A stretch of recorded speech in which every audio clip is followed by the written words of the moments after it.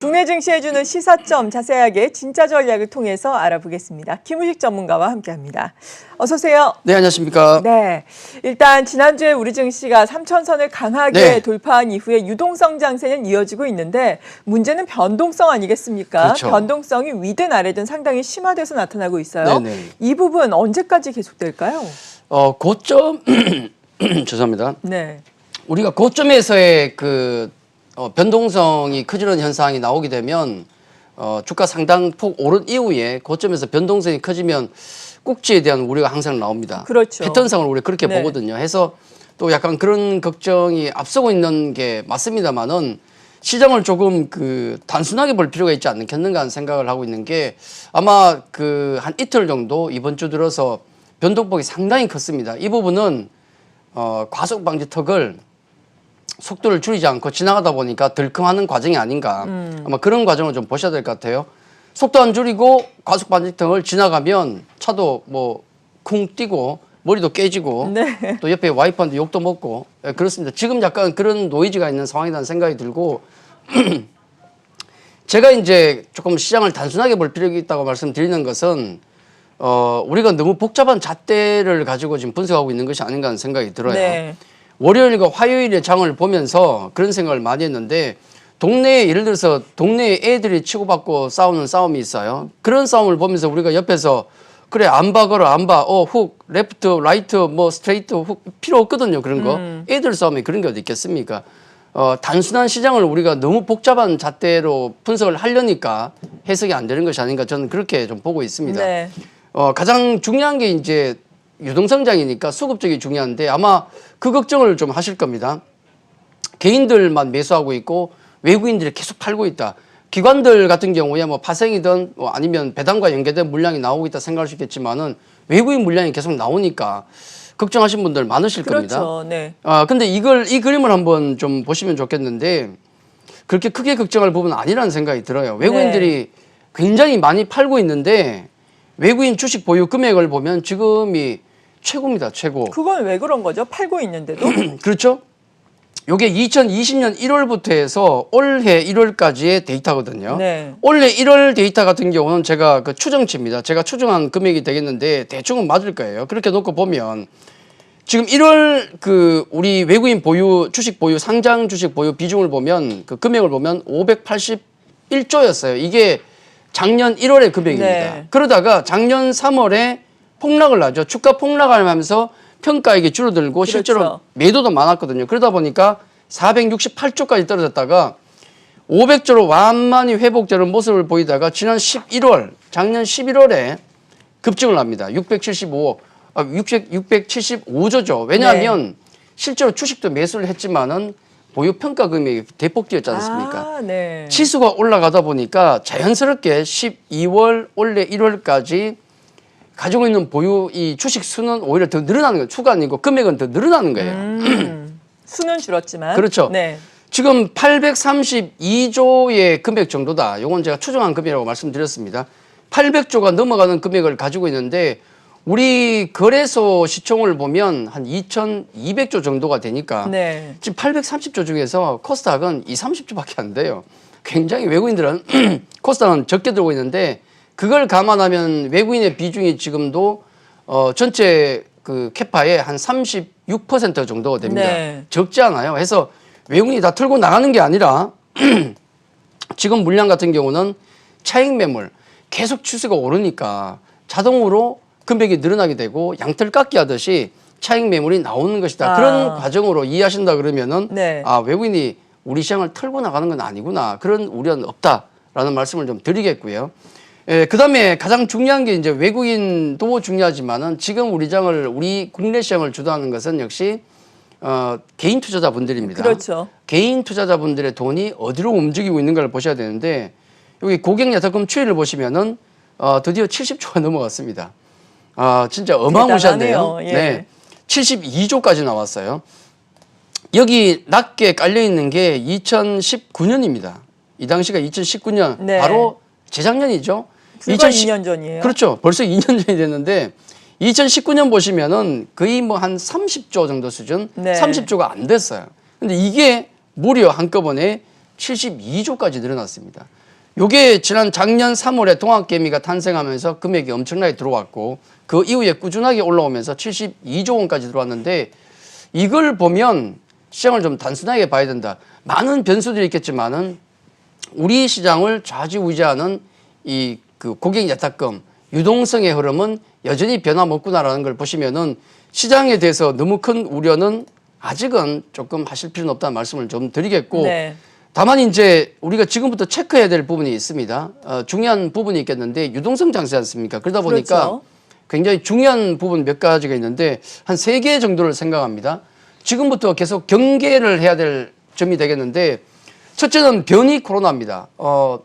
백신이 지금 보급이 되고 있지 않습니까? 네. 백신이 보급되는데 변이 코로나가 계속 확산이 되면서 확산되는 건 괜찮아요. 근데 만약에 지금 나온 백신이 화이자든 모더나든 백신이 이 변이 코로나에 먹히지 않는다는 소식이 나오면은 굉장히 끔찍하네요. 위험하죠. 도루묵입니다. 네. 지금까지 우리가 했던 모든 노력들이 되돌아갈 수 있다는 거예요. 다행히도 화이자 같은 경우는 변이 바이러스에도 효과가 있다는 얘기를 했었는데 계속 변이 코로나가 나올 겁니다. 근데 안 먹힌다는 소식이 나오면 정말 경계해야 될 부분이 되겠고 네. 그리고 또 하나 봐야 될 게 방금 보셨던 고객 예탁금. 이 고객 예탁금이 언젠간 멈추겠죠. 그 상승세가. 그러겠죠. 그 돈이 멈추게 되면 지금의 어떤 상승세, 유동성 장세 같은 경우도 분명히 스탑이 될 가능성이 높다. 그리고 더 중요한 것은 지금 이렇게 풍부한 유동성 시장을 가져온 것은 그 근본 원인은 뭐냐면 결국은 연준이라든지 각국의 중앙은행이 유동성을 풀고 있기 때문 아니겠습니까? 만약에 연준에서 스탠스를 바꾼다. 지난 12월에 FOMC 회의에서 그런 얘기를 했죠. 미국 시장 급등이 나오고 있는데 이거 괜찮냐는 얘기 있으니까 아니 뭐 문제가 있겠느냐. 다소 비싸게 올라가고 있긴 하지만은 지금 이런 사상 최저의 어떤 저금리 구간에서는 용인할 수 있다는 얘기를 했었거든요. 그러다 보니까 허리띠 풀고 즐기는 거예요, 지금. 그래서 변이 코로나의 어떤 그 먹히는지 안 먹히는지, 국내 고객 예탁금이 어떻게 돌아가는지, 그리고 연준의 스탠스가 어떻게 바뀌는지, 최근에 연준 인사들의 발언이 계속 나오고 있거든요. 네. 그 발언에 어떤 미묘한 변화가 없는지, 아마 빠르면 올해 하반기에 약간 다른 말이 나올 수도 있거든요. 그래서 언제 그런 말이 나오는지에 대해서 예민하게 지금 좀 봐야 될 구간이 아닌가라는 말씀을 드리겠고, 일단 지금 현재 상황으로 봐서는 이 3가지 부분에 있어서는 큰 문제될 건 없다. 아직까지는 그렇게 봐야 되겠고, 다만 이제 단기적으로 놓고 봤을 때는 조금 걸리는 부분이 있습니다. 뭐냐면 어떤 부분이요? 다소 좀 비싸졌다는 거. 예. 그렇죠. 밸류에이션. 제가 이제 가끔 예를 드는 게 좀 밸류 그림을 하나 좀 보여드리겠는데, 제가 예를 드는 게 뭐 보통 과일의 비율을 많이 합니다. 이제 수박을 얘기 많이 하거든요. 지금도 수박은 팔죠. 여름에 많이 팔리는데 쉬우니까 수박을 예를 들면 네. 제가 동네 앞에 슈퍼에서 수박이 10,000원 하더라는 겁니다. 그 10,000원 하던 게 7,000원으로 떨어졌어요. 그럼 살까 안 살까? 사겠죠? 사겠죠. 웬만하면? 네. 근데 못 사는 경우가 있어요. 내 주머니에 돈이 없으면. 그렇죠. 그렇죠. 그게 네. 2008년 예를 들면 리만 사태 때. 금융위기. 그때 PBR이 보통 우리가 시장이 평균적으로 한 10배 정도는 됐었는데 네. 그 당시에 7배로 떨어졌거든요. 그럼에도 불구하고 우리 개인 투자자들이 안 샀어요. 네. 돈이 없으니까. 그때 사서 들어올린 게 돈이 많은 외국인이 사서 들어올린 겁니다. 그렇죠. 근데 지금 상황을 놓고 보면은 지금은 반대예요. 네. 가게 앞에 팔던 수박이 지금은 한 15,000원 한다는 겁니다. 10,000원 하던 게 15,000원이에요. 사느냐 안 사느냐. 지금은 산다는 거예요. 왜? 내 주머니에 돈이 많으니까. 네. 더 오를 것 같고. 그렇죠. 예. 유동성에 따라서 가격 같은 결정 변수가 약해진다는 거예요. 지금 퍼밸류 보시면은 여기 시장 밸류가 시장 밸류라고 나온 게 이게 거래소라고 보시면 돼요. 거래소 대형주라고 보시면 됩니다. 시장 밸류가 보통 우리 퍼밸류가 한 10배 정도에서 왔다 갔다 했던 게 평균적으로 그랬어요. 근데 네. 지금 얼마냐? 14에서 15배입니다. 굉장히 많이 올랐어요. 예, 인정할 건 인정해야 되고. 삼성전자 우리 항상 저평가됐다는 얘기를 벌써 오래전부터 해왔었는데 그때 PER이 보통 한 8, 9배 정도가 됐습니다. 이게 지금 얼마냐? 16, 7배까지 올라왔어요. 지금 현재 퍼밸류가 그렇습니다. 이게 포워드거든요. 그러니까 지금 과거의 트레일링 PER이 아니고 향후 12개월 실적을 놓고 봤을 때 그걸 땡겨 봤을 때 17배가 나온다는 거예요. 현대차 같은 경우 얼마냐? 현대차 우리 항상 얘기했지 않습니까? 저평가됐다. 말도 안 된다. 진짜 몇 년 동안 수년 동안 얘기했었는데 그게 평균 PER이 한 5, 6배였습니다. 그게 지금 얼마냐? 12, 3배까지 올라왔어요. 그러니까 현재 PER 같은 경우가 삼성전자가 17배고 현대차가 12배고 시장이 15배다. 이게 현재 비싸냐 싸냐? 비싸진 않아요. 네. 비싸진 않는데 글로벌 기업들과 비교해 봤을 때 이제는 싸진 않습니다. 싸진 않아요. 싸지는 않다. 그렇죠. 네. 싸지 않은 구간에 올라와 있다는 것은 이제 분명히 우리가 좀 생각을 하고 있어야 되고, 반대로 중소형주를 놓고 보니까 오히려 워낙에 대형주들이 먼저 뛰어버리니까 중소형주들이 지금 올라가도 10배밖에 안 된다는 네. 겁니다. 요 PER 같은 경우는 우리가 좀 고민을 해 봐야 될 부분이다. 저는 그렇게 생각하고 있는데, 요 시세도 한번 보죠. 지금 간밤에 비트코인 같은 게 또 반등이 좀 나오고 있습니다. 예. 근데 비트코인 시세를 보시면은 4,800인가요까지 급등했다가 지금 급락하는 모습도 약간 나왔죠. 꺾였죠. 네. 전반적으로 자산 시장에 약간 과속 방지턱에 걸렸다. 덜컹하는 구간이다라고 생각하시면 될 것 같고, 지금은 약간 어떤 속도 조절 구간이라 생각하시는 게 좋을 것 같고, 다만 전반적인 시장 부분은 아직 아주 위험한 구간까지는 들어가지 않았다 정도만 평가를 좀 내도록 하겠습니다. 네. 그리고 이번 주 들어서 특히나 불거지고 있는 것이 공매도 이슈가 되겠습니다. 지금은 공매도가 금지되고 있는 상황인데 3월 중순에는 공매도 해제 쪽으로 당국이 강력하게 또 이야기를 하고 있지 않습니까? 그렇죠. 하지만 개인 투자자들에게 있어서 어느 정도 불리한 기울어진 운동장은 또 맞고 그렇지만 또 공매도가 악기능만 있는 건 아니잖아요. 순기능도 분명히 존재를 하는데 앞으로 어떻게 이 문제를 풀어가야 될까요? 뭐 원칙적으로는 원칙적으로 말씀드렸습니다. 원칙적으로는 저도 공매도를 푸는 걸 찬성합니다. 방금 말씀하셨지만 뭐 순기능도 있고, 그럼요. 그리고 명분이 좀 떨어져요. 지금 공매도를 묶어둘 명분이 떨어집니다. 왜냐하면 주가가 사상 최고치를 계속 경신하고 있고, 글로벌 전체에서 공매도가 지금 금지된 나라가 거의 없어요. 지금은. 그래서 명분이 떨어지는데, 만약에 지금 정책당국 같은 경우도 원칙적으로 지금 푸는 걸로 보지 않습니까? 3월 16일이죠. 16일. 네. 예. 근데 지금 만약에 풀리게 되면 무슨 일이 벌어질 것인가? 저는 뭐 거의 박살난다 저는 그렇게 보고 있어요. 왜냐하면 주가가 지금 많이 올라왔고, 제가 보더라도 지금 거품이 낀 종목들이 많습니다. 당연히 헤지펀드든 아니면 롱숏 펀드든 이 공매도 세력들 같은 경우가 지금 리스트를 작성하고 있지 않겠습니까? 그러겠죠. 거의 데스노트에 가깝다 보시면 돼요. 박살날 종목이 뭐가 있는가를 지금 리스트를 만들고 있을 겁니다. 그런 상황에서 풀리면은 주가에 엄청난 데미지를 줄 수 있는데, 원칙적으로 저는 풀어도 된다고 말씀드렸지만은 제도 개선이 없이는 안 된다는 거죠. 지금 얼마나 불합리합니까? 우리 그 불법 공매도가 얼마나 많았습니까? 확인했잖아요.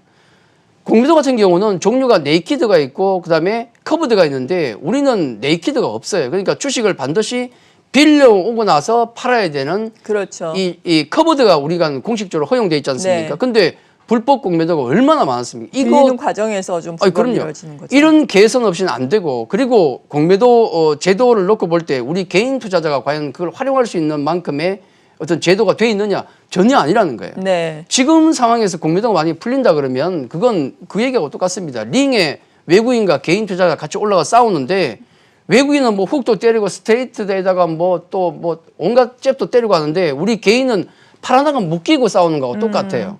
이런 싸움에서 그대로 이런 형태에서 지금 풀린다 그러면 이거는 상당히 개인 투자가 불리할 수밖에 없다 해서 저는 원칙적으로 찬성합니다만은, 개선 없는 이 공매도에 풀리는 것은 저는 반대한다는 말씀을 좀 개인적으로 드리겠고, 그게 상식적으로 당연하죠. 요거 제가 삼성전자 대차장고를 그림을 잠깐 보여드리겠는데, 요 그림이 뭔가 하면 요건 주가입니다.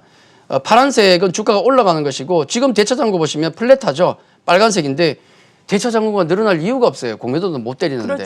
그렇죠? 예, 그렇게 놓고 보면 시간이 지나서 한 2월 정도 넘어가서 3월이 가까워지면 이걸 체크하는 게 반드시 필요합니다. 분명히 종목들별로 대차장고가 늘어나는 게 있을 거예요. 왜냐하면 공매도가 금지된 거지 대차가 금지된 건 아니지 않습니까? 그러니까 미리 아마 공격할 종목에 대해서 대차를 해서 쌓아놓은 다음에 풀리면은 왕창 공격을 하지 않겠습니까? 그래서 요걸 반드시 체크하는 게 중요하다는 말씀을 좀 드리고, 아직은 아닙니다만은 한 3월 가까이 가면 요걸 체크하는 게 중요하고, 두 번째는 역으로 이런 생각을 가지고 있습니다. 뭐냐면 3월 15일에 만약에 16일에 풀리게 되면 지금부터 얼마가 남았죠? 2개월 남았죠. 그렇죠. 우리 월요일, 화요일 주가가 뭐 이상 급등 현상이 왜 나오고 있습니까? 포모 현상이죠. 예, 남은 소외되면 안 된다는 그런 개인 투자자의 엄청난 매수세가 들어온 겁니다. 지금도 증권사에 가보면은 계좌 뜬다고 난리예요. 맞아요. 신규 계좌가 그렇게 많다면서요. 그렇죠. 엄청나게 늘어납니다. 예. 이 막차를 타기 위한 유동성이 엄청나게 몰려오고 있어요. 근데 대부분 다 저도 말씀을 드렸지만은 언제까지로 알고 있습니까? 3월 16일이면 공매도가 풀린다. 네. 야, 2달 남았다. 무슨 생각하겠어요? 지금 빨리 수익을 내야 되겠다. 그렇죠. 네. 2달 동안 화려한 랠리가 나올 수도 있어요. 그렇죠. 역으로 그렇게 네. 생각할 수 있습니다. 그래서 당장 공매도가 풀릴지 안 풀릴지를 그때 가봐야 하는 거고 거기에 대한 공포가 있다 그러면은 역으로 봐서는 지금 엄청난 랠리가 나올 수 있다는 것은 네. 염두에 둬야 된다. 이 말씀까지 좀 드리도록 하겠습니다. 네. 그래서 어떤 종목으로 또 수익을 극대화를 해야 할 것인가 이것이 상당히 중요한 관건인데 일단 지난주에 또 언급을 해주신 MC넥스가 최근에 상당히 긍정적인 네. 양상이었어요. 어제 52주 최고가를 경신했고 그제 같은 경우에는 14%나 급등을 그렇죠. 했거든요. 네. 그때 뭐 3C 말씀을 해주셨잖아요. 네네. 이들 종목들 지금도 투자 전략 유효한가요? 그렇죠. 제가 그 종목 말씀드릴 예. 때 10월 말부터 3C 관련주라는 컨셉으로 가지고 나와서 계속 말씀드리는데 경기 민감 섹터, 시크리컬, 컨택트, 그다음 컨센 상향 종목인데 MC넥스는 컨센 상향에 있죠. 이 종목이 급등이 나왔었고 다만 이제 이 관련주의 전략을 조금 제가 변화를 시킵니다. 뭐냐면 이 경기 민감 섹터에 있는 종목들, 삼성전자도 그렇고 뭐 LG전자도 그렇고 현대차가 없지만은 나머지 종목들 보면 최근에 상당히 급등을 했어요. 네. 대형주들이 해서 맞아요. 이 종목들에 대해서는 신규 추경 매수는 조금 자제하자는 말씀을 드릴게요. 가지고 계신 분들 뭐 괜찮습니다. 먹었기 때문에 괜찮은데 신규로 매수하는 경우는 조금 자제하자. 네. 현재 가격에선. 다만 그 얘기는 뭐겠습니까? 조정이 나오면은 다시 가능하다는 얘기가 되겠고 예. 우리가 관심을 계속 가져야 될 것은 컨택주 또 움직이고 있죠. 그리고 컨센 상향 종목들 NC도 100만 원 때렸고요. 카카오 사상 최고가 나오고 스튜디오 드래곤이 의미 있는 상승 나오고 MC넥스 같은 경우도 자율주행차로 각광받으면서 급등이 나오고 있습니다. 이 종목들 중에서 계속 관심을 가지는 거 좋고 그리고 또 하나 이제 제가 말씀드리고 싶은 것은 소외받았던 종목. 네. 그리고 대형주들이 워낙 뛰었기 때문에 대형주 같은 경우가 많이 뛰었기 때문에 만약에 주춤한다 그러면은 넘치는 유동성이 과연 어디로 갈 것인가를 고민해 봐야 되잖아요. 그렇게 보면 중소형주 쪽도 그리고 소외받은 쪽도 관심을 가지는 게 좋다 해서 제가 네. LG U 플러스 같은 종목도 한번 넣어봤습니다. 통신주. 워낙에 소외를 받았으니까 맞아요. 실적은 좋아요. 네. 근데 소외를 받은 이유가 있죠. 화웨이 때문에. 화웨이 이슈가 아마 바이든 정부가 올라오면서 더 크지는 않을 것 같습니다. 왜냐하면 화웨이가 항복할 수밖에 없으니까. 그걸 네. 놓고 보면 실적 관련해서 분명히 부각받을 가능성이 있기 때문에 이런 소외받은 종목군들 같은 경우 그다음에 중소형주 같은 경우 충분히 지금은 관심을 가질 타이밍이 더 되지 않았나 말씀도 또 끝으로 드리도록 하겠습니다. 네. 마지막으로 오늘 장 전략 간략하게 세워본다면요. 네. 방금도 말씀드렸지만은 쭉 정리를 해보면 전체 네. 시장에 대해서는 저는 긍정적인 시각을 여전히 가지고 있다가 되겠고 유동성 장세가 계속되고 있기 때문에 관련된 포인트만 체크하면 된다는 말씀 정리해드리고 그리고 넘치는 유동성이 대형주에 이어서 과연 어디로 갈 것인가 중소형주 쪽이라든지 소외받은 쪽도 꾸준하게 개발해 보는 것도 괜찮다는 말씀 드리도록 하겠습니다. 네. 지금까지 진짜 전략 김우식 전문가와 함께했습니다. 고맙습니다.